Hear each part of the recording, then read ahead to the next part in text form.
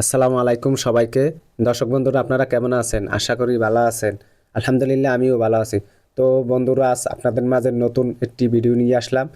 এই যে দেখেন, ছাদের উপরে আমি যে ঢালাই দিয়েছি সুইমিং পুল বানানোর জন্য। এটা হচ্ছে 4 ইঞ্চি, প্রথমে ঢালাই দিয়েছি ফ্লোর ঢালাই। তারপরে ক্রিকেট ঢালাই দিয়েছি 10 ইঞ্চি বাই 5 ইঞ্চি, কারণ 5 ইঞ্চি ঢালাই গাঁথনি করবো। আর 10 ইঞ্চি দিয়েছি হাইডে। এই যে দেখেন, এই সুইমিং পুল বানাইছি আমি ছাদের উপরে। অবশ্যই আপনারা প্রতিটা ছাদের উপরে একটা সুইমিং পুল বানাইতে পারেন। এই যে দেখেন, এই বেঞ্চ দিছি।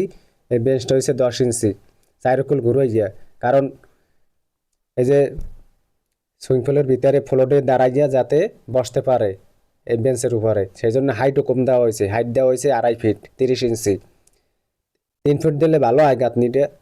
ওয়ালটা 3 ফুট উঠাইলে সবচেয়ে ভালো হয়, পানিটা একটু বেশি রাখা যায়। তো 2.5 ফিট রাখছি, কারণ ফ্লোরে বসে তারপরে ফ্লোরে দাঁড়াইয়ে তারপরে এই বেঞ্চের উপর বসবে। এই যে দেখেন, এদিকে লিয়ে আছে 7 ফিট, আর এদিকে লিয়ে আছে 10 ফিট। এই যে দেখেন, এই আপনারাও চাইলে এইভাবে ছাদের উপরে সুইমিং পুল বানাইতে পারেন। এই যে দেখেন, এই চাইরকুল ঘুরাইয়া তারপর বেঞ্চ ঢালাই দিছি 3 ইঞ্চি বাই 10 ইঞ্চি। আপনারা অবশ্যই চাইরকুল ঘুরাইয়া এইভাবে ঢালাই দেবেন। আর সিঁড়ি দিই নাই, কারণ আলাদাভাবে সিঁড়ি বানাইয়া তারপর দেওয়া হইবে এসএস দিয়ে। অনেকে সিঁড়ি দেয় ভিতরে নামার জন্য। আর আমরা এই গাঁথনি করছি 5 ইঞ্চি, কারণ আমাকে যেভাবে কইছে সেইভাবেই কাজ করছি। মহাজনে যেভাবে কইছে, হ্যাঁ, 5 ইঞ্চি বেশি দেওয়া লাগে না, আর ওয়ালও লাগে না। ওয়াল ঢালাই দেওয়া লাগবে না, 5 ইঞ্চি গাঁথনিতে হইবে।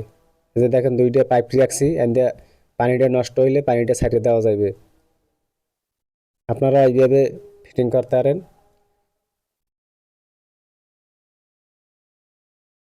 এই যে দেখেন, আপনাদের দেখাইতে আছি। এই যে দেখেন, এই চাইরকুল ঘুরাইয়া তারপরে বেঞ্চ ঢালাই দেওয়া হয়েছে। সুইমিং পুলের ফ্লোরে দাঁড়াইয়ে বসতে পারবে। এই যে দেখেন, এই চাইরকুল ঘুরাইয়ে তারপর ঢালাইটা দেওয়া হয়েছে। এই যে দেখেন, এই 10 ইঞ্চি বেঞ্চের নান করছি, বসতেও সুবিধা হইবে। এই যে দেখেন, এই এখানেও বসতে পারবে।